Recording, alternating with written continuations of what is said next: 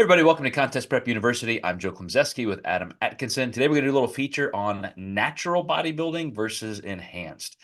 And I've been giving this a lot of thought, Adam, since you mentioned the topic. And I even noticed that somebody, I think his name is Steve Hall, that's who I'm remembering, had a post on Instagram. Hopefully I'm citing the right person. But he kind of posed a question, should you or when should you start using PEDs if you're going to go that route? And this was an exact question that I asked a client of mine who was an 18-year-old college freshman athlete. And as a performance athlete, he had the goal of also being a bodybuilder. Matter of fact, he wanted to be a pro bodybuilder. He wants to be an IFBB Mr. Olympia contending kind of pro. And he has really, really good structure. I mean, you can see this kid's frame and the ability to build muscle is there. And I wanted to have this conversation, which he was open to, which is, okay, you're 18. When is the right time? The exact question that I mentioned on Instagram. And we settled, and I'm giving him some what I think is fatherly advice, somebody who's been in the industry since I was 12. And I said, your body's not done maturing. You've been training for a couple of years, but you can probably eke out a lot more density and build bone strength and things that may be important, tensile strength, tendons, that sort of thing, even joint surface, before steroids might enable you to load your body with weight that you're just not ready for. And that's where you can create a lot of trauma, a lot of injuries. And he said, "Oh yeah, really, that's exactly what I want to do. I want to spend a couple years, see exactly how far I can push it, train as hard as I can, get as strong as I can. Then we'll make that decision."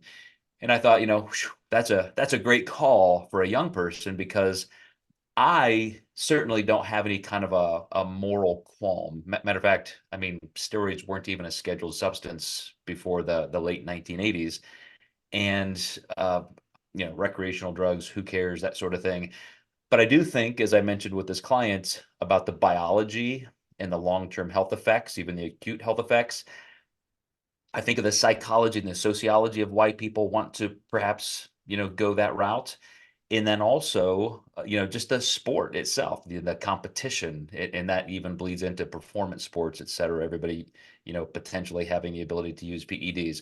So I kind of want to frame my side of the discussion around those three elements, and I'm wondering what strikes you in today's era of bodybuilding about that decision-making process. Are you gonna, we certainly have a lot of organizations to stay natural, and we have organizations that don't. And I think it's a little bit more open than it has been in the past. So what's your whole perspective? I think patience is really key. And then I think there are outstanding situations where and I had a client I used to work with, I believe he's about 23 to 24 now. He's pretty young and just got his pro card at NPC Nationals. And I was actually somebody who helped him along with his first cycle. He had trained with me for quite a long time. Did I think it was a little early? Yes. I don't think there was going to be any telling him no. And I also did have a hunch of I've never seen a kid so driven. However, you really have to put yourself in their shoes, and being 40 years old, that's sometimes hard to do, to think like a 20-year-old. But I really did think they had the drive and determination to keep going with it. And I also think regardless of him working with me or not, he was going to obtain steroids and use them anyhow. So then it does kind of come down to the safe use department. I would much rather maybe have him work with somebody like me who might be a little more on the conservative end versus him looking on forums and not seeking any wisdom. So it really is person dependent and situationally dependent. I think it really makes a difference with males and females too. What kind of side effects and what kind of lifestyle are you looking at? what kind of division are you looking at? What, what kind of muscular development do you have in the first place? How far are you going to really be pushing it to quote unquote make it in your division, And also, one thing I'll always say is genetics load the gun and lifestyle pulls the trigger. Do you have an idea of what your family history looks like? Are you willing to stop when certain things that happen go wrong that should make you stop? I can think of countless people I know who have apnea now because their body weight is so high. It's just not genetically able to carry that. And yes, you can use the CPAP and stuff like that, but that's hard on the heart in the long run. And even though, maybe they don't pass away from a heart attack or anything like that, there can't be this complete ignorance that, you know, it's not shortening your ticks on the clock to some degree. And I think that people really have to consider when you do this that you kind of void your warranty to some degree. And I think as more research and more things come, we're going to find out more things that were probably important for longevity. But I think there are precautions you can take to make sure that these things don't happen. But again, anytime you modify a car and put a bigger engine in it, the parts behind it typically need upgraded too. So I find a lot of competitors and a lot of people doing cycles, we're taking things to negate the side effects of the steroids. And you're probably not going to negate all of them. And you are full of good metaphors today. So voiding the warranty, I like that. First of all, I have known plenty of teenagers and people in their early 20s, all the way back to when I was that young, when I was 18 years old, training in the basement of a YMCA, and I saw kids abuse steroids horrifically, just get massive.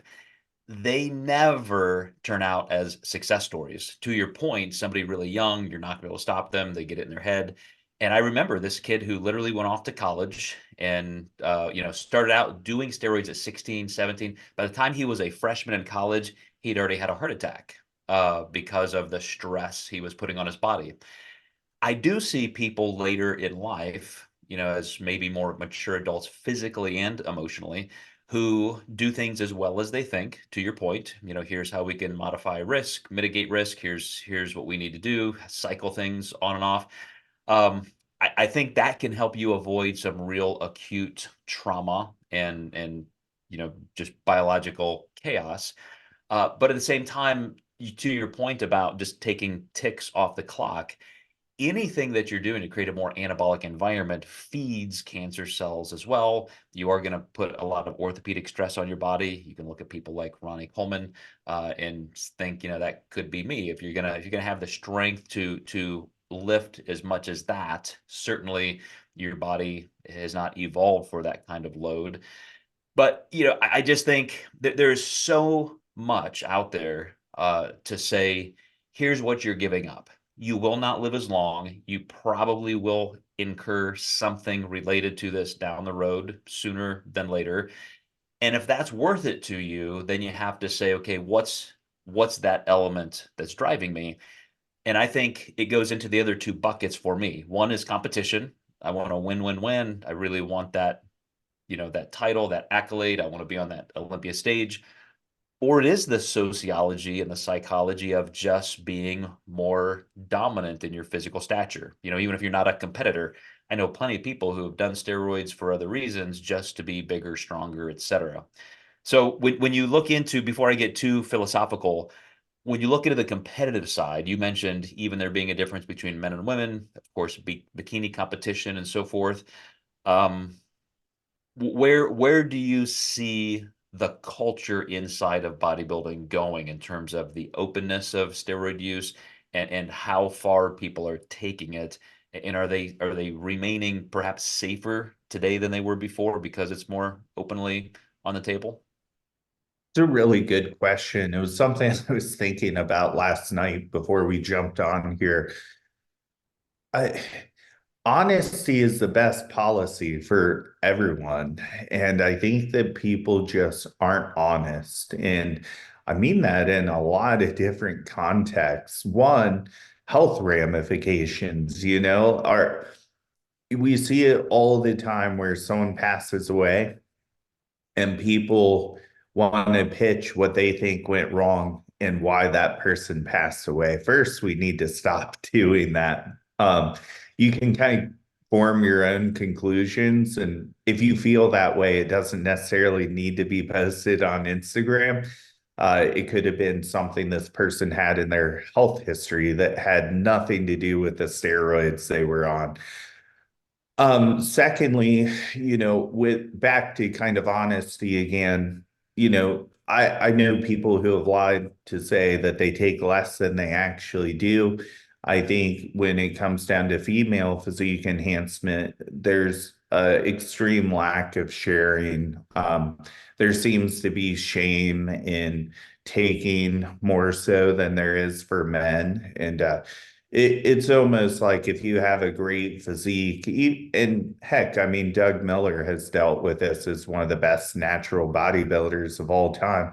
I've told people once you're the best natural bodybuilder in the world, you're the best, quote unquote, liar in the industry, according to, the people pointing the fingers. So, everyone's going to try to take success from you. And so there's a lot of hatred towards success and assumptions. So,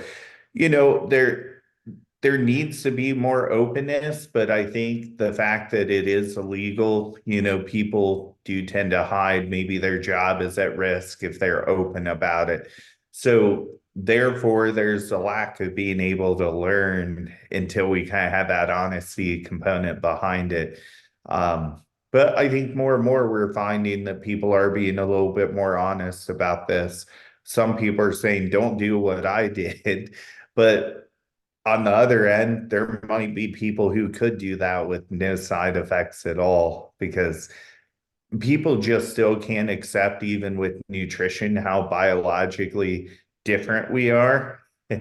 There's still people who say, like, you're a horrible coach if you go at 900 calories. So, like, until we get over the nutrition hurdle with that, we're certainly not ready for the drug component of this yet, because that's even far more complex.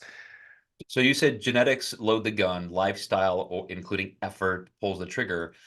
I have had plenty of clients. So I have helped clients win more than 50 natural drug-free world championships. And there are a handful of those people who really love the sport. They just really loved the sport, would do anything to make it their entire living. And I said, you are the rare person who could take PEDs and in a couple years be on the Olympia stage. I mean, you literally have those genetics. One of my clients did that and won twice the Mr. Olympia after winning a WNBF World Championship. But still, there is the risk and there is that cost you're giving for that. And I'm the first one to say, I don't know, if I had your genetics, I'd probably make that decision. I mean, you are that gifted. If you were the world's best baseball pitcher or NFL tight end, and you could do something that just ensured that, and it was legal, but well, I should say, at least it's ethical and allowed in, some organizations, it would be tough to say, since I love this so much, no, I'm not going to do that. I'm probably going to lean into that. But again, different clients have made different decisions. I do, though, think of the genetic limitations most of us have. And when I see people who are struggling as a drug-free athlete and they think, oh, if I just do a little of this, then I can break through. Well, no, there are a lot of other people doing even more, and you still have the genetic limitations that you're going to run up against. So, that's a place where I think if somebody's going to take that step, I would recommend doing it very slowly. Don't give up your health, because I think there are some health benefits. We see a lot of women right now getting into premenopause, and physicians are less likely right now to try and balance estrogen and progesterone and that sort of thing. And they're just going right to TRT injections like they do their male patients, of course, to a much lesser degree, trying to get up to 50 or 80 nanograms per deciliter instead of 600 to 1,000, with great success. Like there are some health values to restoring hormone levels to a younger, more youthful, physiology.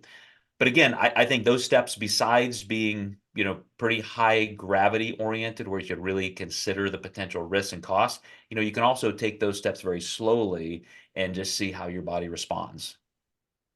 Yeah, absolutely. I'm glad you kind of led into TRT because I think oftentimes people look at that as enhancement, but I've seen some really great positive benefits with my women who can sleep better. And this was actually one of the discussions I had on my daily Zoom call with my clients. And I think that, to kind of go into getting closer to closing this podcast, the drug protocols shouldn't just be a sheet of paper. They shouldn't even be protocols at that point. We really need to design these for the athlete, for the client, and really base the decisions around a conversation versus the let's dive in. And I think there just needs to be more compassionate coaching so people do find the light and do find the right way, because I'm very much on the same frame of mind as you, where you had mentioned your last client who has won the Olympia twice and almost won it again this year. Like he was literally points away. So I know who you're speaking of. I absolutely would have supported him doing that. I mean, he was the guy who was killing everybody in the WNBF, 30, 40, 60 pounds bigger than him. And I'd never seen anything like it.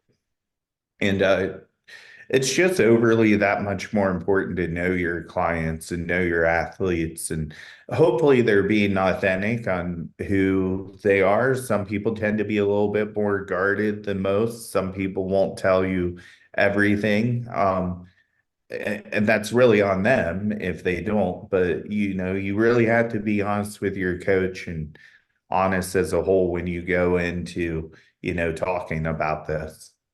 And I think that final point has to be something that somebody considers internally for a period of time. And I'll go back to me as a young, middle teenager, maybe even through my mid 20s. And I will say what kept me away from using PEDs at that age was a psychological, almost fortune telling, a look into the future of what I knew I would face after I made that decision, which is, let's say I'm 16, 18, 22, and I decide, okay, I'm going to go that route and I'm going to gain 50, 60 extra pounds of muscle. I'm going to look like those guys, on the Olympia stage. Well, then what? Like let's say I have my career and I do okay, but two factors. Number one, as an already up and coming WNBF pro, and I had an okay physique genetically. I already felt a little bit in social situations out of place. Like when you are more muscular, when you are bigger than everybody else, you already stand out as that guy, right? And some of us want that. That's part of the allure. I always felt in some professional contexts, I didn't want that attention. I thought there could be some negative ramifications as well as positive. But I also thought the day I decide to stop, Adam, I know all the effects go away. I mean, you've seen people who have used PEDs for a long, long, long time, and they're still training, working out, and you literally just come back down to that homeostatic norm, maybe even less. It depends on what kind of post PED HRT programs you're on. But I just thought, would I be okay with that? If all of a sudden I go from 210 pounds shredded to 160 pounds again, I'm still a quote at that point drug-free bodybuilder, but like how would I feel having once been here and then coming down there? Maybe I would have been fine, but at that point in my life, that was a long-term thought process that at least had me thinking ahead. Well, maybe this isn't the right time. Maybe I should wait. Maybe I should wait. Maybe it's not the right time. Well, maybe I'll do this first. And I just never wanted that because the sociological impacts as well as the health and the biology concerns just were never enough to help me pull that trigger. It just wasn't the right move for me. And retrospectively, I would say I made the right call. I don't think that would have improved my life any. It wouldn't have made me, any better as a competitive bodybuilder in the PED side. But in your own life and as a coach, I'm curious if you see this, because very much like our sport often attracts people with eating disorders more than it causes them. We see people who are trying to, quote, fix themselves. They have a heavy dose of body dysmorphia. So they think, man, if I just have all these goals, if I get on these diets, if I train like these people, if I have that next contest and that next contest and that next contest, I can stay lean, I can look the way I want. Well, steroids are going to do the same thing to that more anabolic effect. And I'm just wondering, like I was afraid of, will people come into this arena thinking that that's a way to, quote, fix them, make them better, make them a superhero, and then they realize their life is really no different? Have you ever had any negative impacts from clients or just things that you've experienced? Yeah, I think we've all had those stories of the clients where, I think when the excitement of wanting to achieve something, and then like once you've actually achieved it, goes down. And I think that happens with a lot of things, whether it be the new car that you worked so hard to get. The value definitely goes down. The personal value goes down once you obtain it. And you see that with fiscally really rich people too. You definitely see it in bodybuilding. Um, I hope for these people that they find other successes in their life. And sometimes people do reach success through bodybuilding, whether it be, hopefully it's not based on how they look, but maybe they met a fit partner that they're absolutely in love with. And that kind of distracts them from it just being about bodybuilding. So I think it all depends on directionally what life path happens and kind of how those cards fall for you. But I think at that point, it also becomes really important to be seeking the right things and seeking the right things out of your bodybuilding journey. I can definitely say that bodybuilding did make me a better, husband to my wife. When I stopped prepping, it's so much effort that's available to be put into other places of my life. And to be able to push that hard anytime I'm pushing now doesn't seem like I'm going on all cylinders anymore because I've pushed myself to that point. I think that really poured into my work environment and one of the reasons my business is successful because I feel like I can go harder and longer than my competition can. Yeah, man, a lot of wisdom in that. I'm going to close by saying first, a shout out to drug-free organizations who try to create a level playing field for everybody. Because within that genetic framework that everybody is competing against, you may find a lot of success there. I certainly built a career out of bodybuilding, without ever winning the Olympia or using PEDs. I know a lot of people also who take that step into, enhancements, which then disqualifies them from drug-free organizations. And I've had to tell them, look, you could have won world championships over here, which on a resume, on your website, if you're a coach, if you're doing things, that's meaningful in your ability to market yourself. But now you're just one of many over here using the PEDs, and you're never going to reach the same level stature wise that you could have over here. So that could be a reason why you would want to stay natural. For those who do want to move into the enhanced world, like I said, consider the biology, consider your age, consider the risk factors that may be there, some of them that could be genetic propensities, as you mentioned, Adam. And then, the last part that you said, just looking for those successes besides just how you look and perhaps how you place, how far you go. Those are things to be considered, because I can't say it any better than you did. Just looking for the complete benefit package, so to speak, of what you can get out of bodybuilding, instead of just a win, a win, a win, or a title. Absolutely.